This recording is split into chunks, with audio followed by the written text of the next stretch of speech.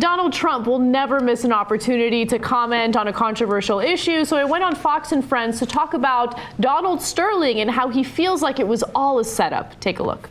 It's terrible. He got set up by a very bad girlfriend. Let's face it. That whole thing is she's called the girlfriend from hell. Right. But what he said was terrible and despicable, and a very strong action is going to be taken. There's no question about it. So, Donald, I'm looking at a lot of our emails. It says, hey, it's a private conversation. You now can't somebody, and clearly she was baiting him. Do you fight something like this, or do you just try to limit the damage in a situation like that? Well, I don't know what you do. It's so bad, and she was baiting him, and she's a terrible human being, and he gave horrible answers and disgusting answers. And you're right, it's a private conversation, but it became very public. Wow. So, let's shift the emphasis away from Donald Sterling and onto the girlfriend, because that's the real bad person here. Terrible girlfriend from hell. She's the one who was recording him. And by the way, she alleges, I don't know if this is true, this is her allegation, that he would have her record all of their conversations because he's forgetful. So sometimes he would have to refer back to the tapes to remember certain things. He wanted to remember all the awesome things that he said. He wanted to have a record of his great thoughts. Well, she definitely reminded him. Yes, yes, she did. But go ahead, Dave. I think this is a good time for us all to remind ourselves that Donald Trump is a game show host, and that's really all he is at this point, and that's just the truth. So Fox puts him on, but he is nothing but a self-promoting blowhard. I mean, that's really the truth.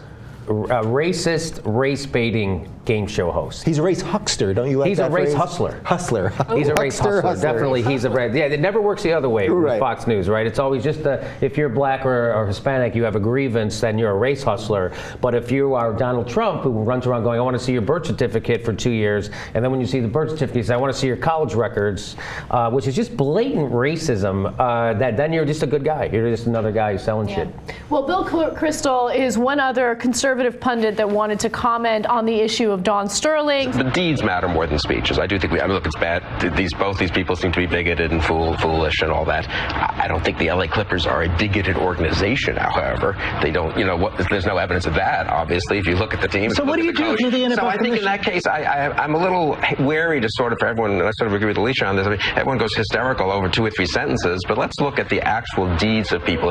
What? Just 9 minutes of 2 or 3 audio. sentences. Yeah. 2 or 3 sentences. That's all it was. Let's go by his deeds. Okay, he discriminated against blacks and Hispanics in housing. Oh, that would be a deed. He was sued by Elgin Baylor for running the LA Clippers like a plantation. It is just a few sentences of a private conversation. I'm William Kristol. I've been wrong about everything, ever. So thanks for bringing me back on. See you at the party.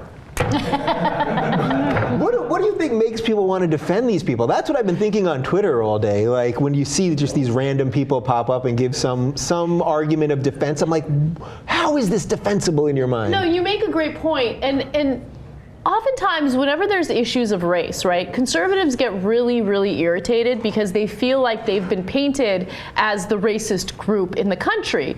But part of the reason why that happens is because when you have a big controversy like this, when you have a very public figure who is very clearly racist, you have conservatives backing him up. You have conservatives defending him. Yes. So it's really hard for us to be like, no, it's unfair to say that most racists tend to be conservative when you have situations like this. And I'm not saying that Bill Kristol and Donald Trump speak for all conservatives in the country, but how many liberals have you seen on camera or on radio saying, oh, you know what, Donald Sterling's words, not that bad.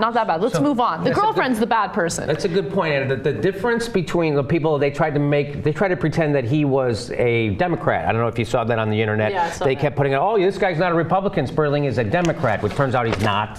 So when you have a story that comes out like this, and you have all of these right-wingers that then defend the racist comments or defend, well, it's not that bad, does it tend to then, are we going to find that it drives this underground, that the rich white racists are not going to be quite so vociferous about their racism, and they're going to keep it on the down low, keep it secret, but it'll still be going on, and we just won't hear about it. Yes. I think they're having no problem doing it on the down low because, we had that Kansas shooting a couple of weeks ago, and if you read any of the stuff about the message boards that these people are doing, and there's plenty of them out there doing it down below, and with Donald Sterling doing it above board. Yeah, so. quietly doing it. I mean, the exits are kind of closing for public racism, like we saw, in the past, but they're still doing it. So the obviously. false equivalencies is what I'm talking about. They're trying to say, oh, the Democrats, they do that. When liberals say something racist, they don't get called out for it. The difference is, yes, I'm sure there's plenty of Democrats who are racist, plenty of Republicans who are racist. The difference is that when the top of the party endorses the racist policies, that's the difference. Right now, they're suppressing the vote all across the country. Racist, right? Whenever someone tries to tell you that, it was the Democrats who started the KKK, just ask them, what is the Southern strategy, and why did 2 out of the last 3 Republican national chairmen apologize for it? That's all you have to ask them, and that whole argument goes away, because they would have to answer what that is. Oh, the Southern strategy was invented by Pat Buchanan and Richard Nixon, and it was a way to pit black people and white people, and we would scare Whitey about Blackie so they would vote for us. When I say Blackie, I don't mean John Stamos. I'm talking about black people. So that's what the Southern strategy is, and 2 out of the last 3 pubs. So that's the difference. Yes, there are Democrats who are racist, but their party doesn't embrace racist policies like the Republicans do.